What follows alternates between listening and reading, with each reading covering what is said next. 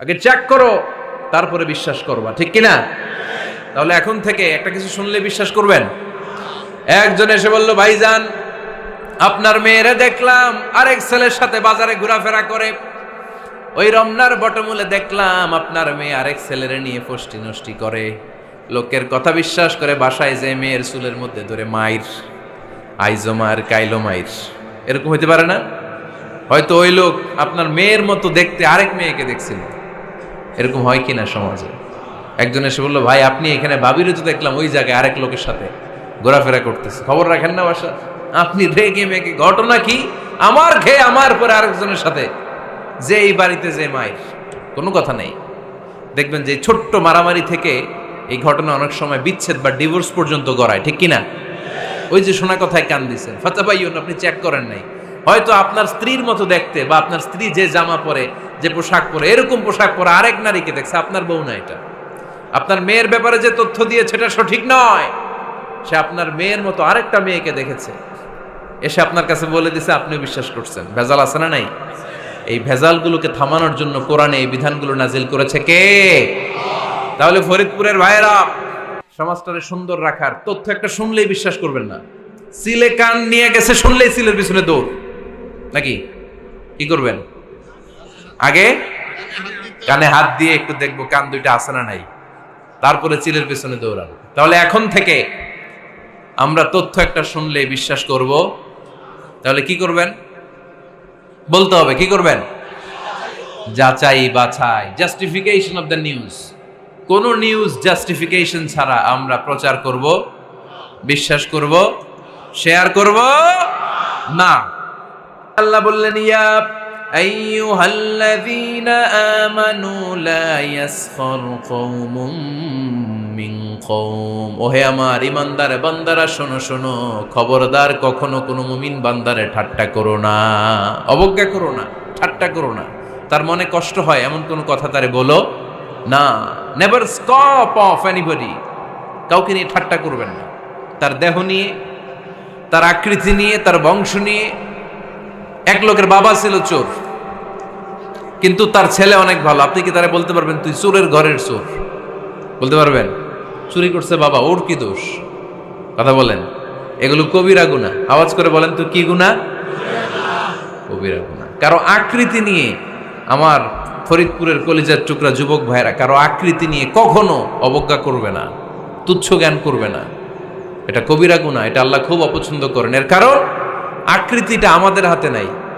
আমাদের কারো নাক লম্বা, কারো খাটো, আমরা কেউ কালো, কেউ সাদা, আমরা কেউ স্মার্ট, কেউ অন্যরকম। তো এই যে আমাদের এক এক ধরনের আকৃতি, এটা কি আমি বানাইছি? আপনি বানাইছেন? দিছে কে? এই জন্য কারো দেহের গঠন নিয়ে যদি আপনি অবজ্ঞা করেন, এটা প্রক্ষান্তরে আপনি স্রষ্টাকে নিয়ে অবজ্ঞা করলেন। কারো দেহের আকৃতি নিয়ে যদি আপনি তুচ্ছ করেন, তাকে তুচ্ছ করেননি, আমার রবকে আপনি তুচ্ছ করেছেন। চিল্লায় বলেন ঠিক কিনা? খবরদার, তুই কালু, তুই লম্বু, তুই মোটু, তুই কানা, তুই রোহিঙ্গা, আছে না নাই? ইদানিং ইদানিং এটা খুব চলে। এই রোহিঙ্গা নামটা আছে না? ফরিদপুরে এগুলো ঢুকে নাই না? আমাদের ওইদিকে দেখি কি অবস্থা, কারোর সাথে কেউ লাগলে তুই রোহিঙ্গা। কি আশ্চর্য, এই গালি কবে আসলো? হ্যাঁ, অনেক ধরনের গালি। ঢাকায় আর একটা চলে ফইন নির্বুত, কি বলে? এই এগুলো আগে শুনি নাই আমরা, রিসেন্ট এগুলো বলা শুরু করছে। ফইন নির্বুত, রোহিঙ্গা না। এগুলো বলে আপনি কাউকে অবজ্ঞা করতে পারবেন? পারবেন না। খবরদার, এটা কবিরা গুনাহ, এটা ছোট গুনাহ মনে করবেন না। কারণ আকৃতি নিয়ে তুচ্ছ করা যায় না, কারণ আকৃতি দান করেছে কে? হুয়াল্লাযী ইউসাউইরুকুম ফিল আরহামি কাইফা ইয়াশা, লা ইলাহা ইল্লা হুয়াল আজিজুল হাকীম। তিনি এমন সত্তা যিনি তোমাদের চেহারার অবয়ব দিয়েছেন, তোমাদের আকৃতি দান করেছেন তখন যখন তোমরা মায়ের পেটের ভেতরে ছোট্ট জোকের মতো ছিলা। মায়ের পেটের ভেতরে আমরা যখন সবাই এত ছোট্ট, তখনই আমাদের চেহারার আকৃতি দিয়েছে কে? কে সুন্দর হব, কে ছেলে হব, কে মেয়ে হব, কে মোটা হব, কে চিকন হব, আমার ইচ্ছা হয়েছি? আওয়াজ করে বলতে হবে, কার ইচ্ছায়? প্রত্যেককে যদি আল্লাহ প্রত্যেকের নিজের চেহারা ডিজাইন করতে দিতেন, আল্লাহ যদি বলতেন তোমার চেহারাটা কেমন হবে তুমিই ডিজাইন করো, তাহলে আপনি আপনারা কেমন বানাতেন? হ্যাঁ বলেন, ফরিদপুরের ভাইরা বলেন, সুন্দর করে বানাতেন তাই না? সবচাইতে স্মার্ট, সবচেয়ে সুন্দর করে আমি আমার চেহারাটা বানাতাম যদি আমাকে ডিজাইন করার সুযোগ দেওয়া হতো। কিন্তু এই সুযোগ তো আল্লাহ দেন নাই। ডিজাইন স্বয়ং করে দিয়েছেন কে? কোন নারীকে যদি আল্লাহ বলতে এই নারীরা তোমাদের চেহারা কার কেমন লাগবে তোমরা বানাও, প্রত্যেক নারী কি করতো? বিশ্ব সুন্দরী করে নিজেকে বানাতো। খুদ ধরার মতো কোনো জায়গা সে নিজের জন্য রাখতো না, ঠিক কিনা? কিন্তু এটা আল্লাহ দেন নাই। এই আকৃতিটা আমাদেরকে সরাসরি দান করেছেন কে? খবরদার, আমাদের অনেকে বিকলাঙ্গ, আমাদের অনেকের হাত ছোট, পা বড়, দেখতে মোটা, কেউ চিকন কেউ কালো। খবরদার, কারো আকৃতি নিয়ে কখনো কোনো অবজ্ঞার সুরে, ঠাট্টার সুরে কোনো কথা আমরা বলবো না। রাজি আছেন? সবাই রাজি আছেন? আল্লাহ রাসূল সাল্লাল্লাহু আলাইহি ওয়াসাল্লামের এক সাহাবী ছিল, নাম ইবনে মাসউদ রাদিয়াল্লাহু তাআলা আনহু। ওনার পায়ের নলা ছিল খুব চিকন, অস্বাভাবিক চিকন, স্বাভাবিক না। তো উনিও এটা ঢেকে রাখতেন, দেখাতেন না কাউকে। একদিন উনি খেজুর পাড়ার জন্য খেজুর গাছে উঠলেন। খেজুর গাছে ওঠার পরে নিচ থেকে সাহাবারা পায়ের চিকন নলা দেখে ফেলছে। দেখে সবাই হাসি, সবাই হেসে কুটি কুটি। বিশ্বনবী বললেন, হেসো না, খবরদার, আমার ইবনে মাসুদের পায়ের চিকন নলা দেখে হেসো না। আমার ইবনে মাসুদের এই পায়ের চিকন নলা যদি মিজানের পাল্লায় উঠিয়ে দেয়া হয়, কিয়ামতের দিন উহুদ পাহাড়ের চেয়েও ভারী হয়ে যাবে। খবরদার, আমার ইবনে মাসুদকে আমার আল্লাহ অনেক পছন্দ করে, তার পা চিকন দেখে তাকে তুচ্ছ করো না। আল্লাহর হাবিব সাল্লাল্লাহু আলাইহি ইসলামের 11 জন স্ত্রীর মধ্য থেকে একজন স্ত্রী ছিলেন একজন স্থূল আকৃতির, অবিসিটি ছিল, একটু মোটা। ওনার নাম ছিল সাফিয়া রাদিয়াল্লাহু তাআলা আনহা। আম্মা জান আয়েশার সাথে একবার সাফিয়ার ঝগড়া। নবীদের বউদের মাঝে মাঝে মাঝে ঝগড়া হতো, তবে সেটা হতো মধুর ঝগড়া। সুবহানাল্লাহ পড়েন। আম্মা জান আয়েশা রাদিয়াল্লাহু তাআলা আনহার বাসায় একদিন বিশ্বনবী বসা ছিলেন। আরেকজন স্ত্রী, বিশ্বনবীর আরেকজন স্ত্রী রান্না করে কিছু খাবার আম্মা জান আয়েশার ঘরে পাঠিয়েছেন। এক দাসী দিয়ে বলল, যাও এটা আয়েশার ঘরে দিয়ে আসো, কারণ নবী আয়েশার ঘরে। আম্মা জান আয়েশা রাদিয়াল্লাহু তাআলা আনহা বললেন, এগুলো কি? ওই দাসী বলে, তরকারি। কে দিছে? অমুক স্ত্রী। কেন দিয়েছে? আমি কি রান্না করতে পারি না? তোমরা রান্না তোমরা খাও। এই কথা বলে পাতিল সহ উড়ায় মারছে চেহারার মধ্যে। এর কারণ ওনারা মানুষ ছিলেন, মানবীয় ব্যাপারগুলো ওনাদের মধ্যেও কাজ করত। আবার এক স্ত্রী ঝোল দিয়ে রান্না করে কিছু খাবার নিয়ে এসেছে। আম্মা জান আয়েশা রেগে মেগে ওই ঝোল নিয়ে ওই স্ত্রীর গালের মধ্যে মেখে দিয়েছেন। বিশ্বনবীর আরেক বউয়ের গালের মধ্যে ওই ঝোল লাগাই দিচ্ছে। এবার ওই স্ত্রী বিশ্বনবীর কাছে যেয়ে বলে, ইয়া রাসূলুল্লাহ, দেখেন আয়েশারে আপনি বেশি আদর করেন তো, দেখেন কি করে আমাদের সাথে। এই যে আমাদের গালের মধ্যে ঝোল মাখাই একেবারে মেকআপ বানাই দিচ্ছে। বিষ্ণু ইসা ইসলাম বললেন, তাই আয়েশাকে ডাকো। আম্মা জান আয়েশা রাদিয়াল্লাহু তাআলা আনহা আসলেন। আল্লাহ রাসূল সাল্লাল্লাহু আলাইহি ওয়াসাল্লাম বললেন, তুমি কি আমার এই স্ত্রীর সাথে এমন আচরণ করেছো? আম্মা জান আয়েশা বললেন, করেছি। কেন? আম্মা জান আয়েশা বললেন, তখন মেজাজটা গরম ছিল, এখন বুঝতে পারতেছে আসলে এই কাজটা করা ঠিক হয় নাই। এবার বিশ্বনবী বিচার করবেন। বিশ্বনবী বললেন, আল কিসাস, যেমন করা হয়েছে বিচার হবে তেমন। তোমার গালে যেমনি ঝোল লাগাই দিছে, তুমি একটু ঝোল নিয়ে আয়েশার গালে লাগাই দাও। সুবহানাল্লাহ পড়বেন না?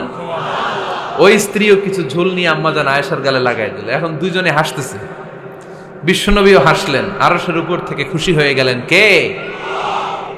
তো স্ত্রীদের মধ্যে মাঝে মাঝে এটা ঘটতো। সাফিয়া রাদিয়াল্লাহু তাআলা আনহা ছিলেন একটু মোটা। আম্মা জান আয়েশা বললেন, ইয়া রাসূলুল্লাহ, দেখেন আপনার মুটি বউ, আপনার মুটকি বউ, এই মুটি বউ বলে একদিন একটা গালির মতো দিয়ে ফেলছে। আল্লাহ রাসূল সাল্লাল্লাহু আলাইহি ওয়াসাল্লাম রেগে গেলেন, বললেন, আয়েশা এটা কেমন কথা তুমি বললা মুটি? আমার সাফিয়ারে তুমি মুটি বলে গালে দিলা রে আয়েশা। ইয়া আয়েশা লাকাদ কুলতি লা কালিমা লাউ মুজিজাত বিমা ইল বাহরি লা মাজাজাতহু। এমন একটা মন্তব্য তুমি সাফিয়ার ব্যাপারে করে ফেলেছো রে আয়েশা, এই কথাটা যদি সাগরের নীল পানির মধ্যে ছেড়ে দেয়া হয়, এই কথার পঙ্কিলতার কারণে, এই কথার কর্দমাক্ততার কারণে, এই কথার পঙ্কিলতার কারণে সাগরের সব পানিগুলো মুহূর্তের মধ্যে কালো হয়ে যাবে। এই কথাটা সাগরে ফেলে দিলে সাগরের নীল পানি পুরোটা কালো হয়ে যাবে। আয়েশা, খবরদার, কাউকে তুচ্ছ করে অবজ্ঞা করে কখনো কিছু বলা যাবে না। এই জিহ্বাটা এটা ভয়ঙ্কর একটা অঙ্গ। বেশিরভাগ পাপ এই জিহ্বা দিয়ে হয়। কি দিয়ে হয়? এজন্য সাহাবারা জিহ্বা ধরে মাঝে মাঝে জিহ্বার মধ্যে ব্যাত মারতেন। আর বলতেন জিহ্বা তোর জন্য আমি আটকে যাব কিয়ামতের দিন। আমলিক আলাইকা লিসানাক, নিজের জিহ্বার মালিক নিজে হন। আপনার জিহ্বার মালিক যেন শয়তান না হয়ে যায়। জিহ্বা আপনার, শয়তানের ভাষায় আপনি কথা বলেন কেন? খবরদার, প্রতিটা কমেন্ট, প্রতিটা কথা, প্রতিটা মন্তব্য, এগুলোর ব্যাপারে কিয়ামতের দিন পাই টু পাই করে আপনার কাছে আল্লাহর সুপ্রিম কোর্টের কাঠগড়ায় দাঁড় করিয়ে আপনারা জিজ্ঞেস করবে কে? এজন্য বিশ্বনবী বলছেন মাইয়াদমানলি মা বাইনা লিহিয়াইহি ওয়া মা বাইনা রিজলাইহি আদমান লাহুল জান্নাহ। আমার কোন উম্মত যদি দুইটা অঙ্গের গ্যারান্টি আমারে দেয়, আমি আমার উম্মতকে জান্নাতের গ্যারান্টি দেব। দুইটা অঙ্গের, একটা হলো জিহ্বা আর একটা লজ্জাস্থান।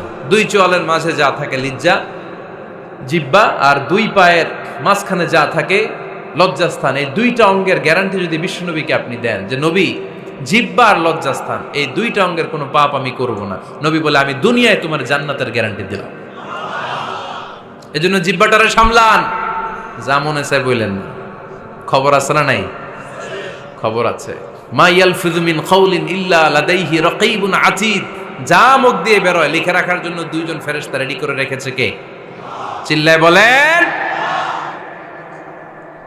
যতদিন আমরা বেঁচে থাকবো ততদিন থাকবে আমাদের কাঁধে। আমরা মরে যাবো, এই ফেরেশতারা উড়াল দিবে, ঠিক কিনা? দুই কান্দে জি ছিল যে তোমার দুইজনা পাহারা, তোমারে একলা থইয়া পালাইছে তাহারা। তোমার আটকুঠুরি নয় দরজা বন্ধ এবার হলো রে হলো, মুখে আল্লাহ রসুল সবে বলো, ও মুখে আল্লাহ রসুল সবে বলো। দুয়ারে আইসাছে পালকি নাই হরি গাও তোলো রে তোলো, মুখে আল্লাহ রসুল সবে বলো, ঠিক না? এজন্য সাবধান। আমলিক আলাইকা লিসানাক, নিজের জিহ্বার মালিক নিজে হন। মন যা চায় মুমিন তখন ইচ্ছা মতো মন মতো কোনো মন্তব্য ছুটতে পারে না।